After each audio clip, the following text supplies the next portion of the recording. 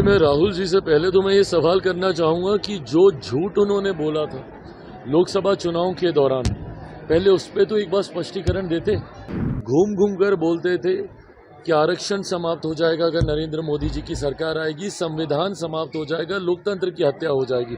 ना इनको कभी बाबा साहब स्वीकार्य थे, ना इनको जय भीम का नारा इनको स्वीकार्य होता है। इन लोगों की सोच रही है समाज में बस बांटो, डिवाइड एंड रूल की राजनीति करो। ये लोग उस गठबंधन का हिस्सा हैं।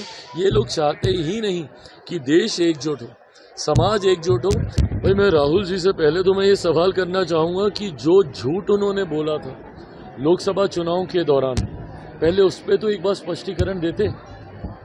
लोकसभा चुनाव में अभी महज 5-5.5 महीने पहले घूम घूम कर बोलते थे कि आरक्षण समाप्त हो जाएगा अगर नरेंद्र मोदी जी की सरकार आएगी, संविधान समाप्त हो जाएगा, लोकतंत्र की हत्या हो जाएगी।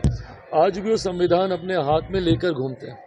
ये वही राहुल गांधी हैं और ये वही उनकी पार्टी है जो आज संविधान की प्रतिलिपि को नीचे नहीं रखते हैं, हाथ में ले लेकर घूमते हैं।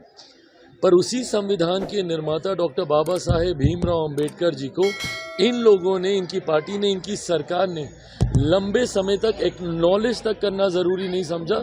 सम्मान देना तो दूर की बात है। 89 से पहले निरंतरता में लंबे समय तक इन्हीं की सरकार थी, इन्हीं के प्रधानमंत्री थे केंद्र में। उसके बावजूद डॉक्टर बाबा साहेब भीमराव अंबेडकर जी का एक तस्वीर तक भारत की संसद में नहीं थी। आज जिस संविधान की इनको चिंता इतनी ज़्यादा हो रही है, इन लोगों ने उस वक्त बाबा साहब को अपमानित करने में कोई कसर नहीं छोड़ी थी। और तो और उनको हराने के लिए इनकी पार्टी के नेताओं के द्वारा षड्यंत्र रचा जाता था जब बाबा साहेब जीवित थे। और आज इन लोगों को चिंता हो रही है। ये वही लोग हैं जो कि संविधान की प्रतिलिपि आज जब दिखाते हैं, पूछिए इस संविधान की हत्या सही मायनों में सन 75 में किसके द्वारा की गई थी? इन्हीं की पार्टी थी ना, इन्हीं के प्रधानमंत्री थे। उस वक्त आपातकाल लगाकर सही मायनों में अगर देश में कभी लोकतंत्र की हत्या की गई, संविधान को अगर कभी ख़त्म किया गया तो सन 75 में आपातकाल लगाकर किया गया। और आज ये लोग संविधान, आरक्षण, दुनिया भर की बातें करते हैं। पूछे इनसे 5.5 महीने हो गए केंद्र में सरकार बने, किसका आरक्षण छीन लिया गया? कहाँ का संविधान खत्म कर दिया गया? कौन सी लोकतंत्र की हत्या कर दी गई? हकीकत है राहुल जी, उनकी पार्टी पूर्णतः दलित विरोधी है।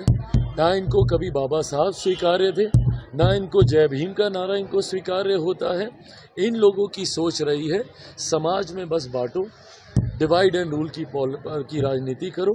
आज जब मेरे प्रधानमंत्री कहते हैं कि एक हैं तो सेफ हैं, इन लोगों को उसी बात से परहेज है, क्योंकि ये लोग ऐसे गठबंधन का हिस्सा है जहाँ पे जातीयता के आधार पर गठबंधन बनाए जाते हैं, सांप्रदायिकता के आधार पर गठबंधन बनाए जाते हैं, MY समीकरण बनाए जाते हैं। ये लोग उस गठबंधन का हिस्सा हैं। ये लोग चाहते ही नहीं कि देश एकजुट हो, समाज एकजुट हो, राज्य एकजुट हो। सिर्फ बांटने की सोच इनकी रही है और उसी सोच को साधने का प्रयास ये लोग हमेशा करते हैं।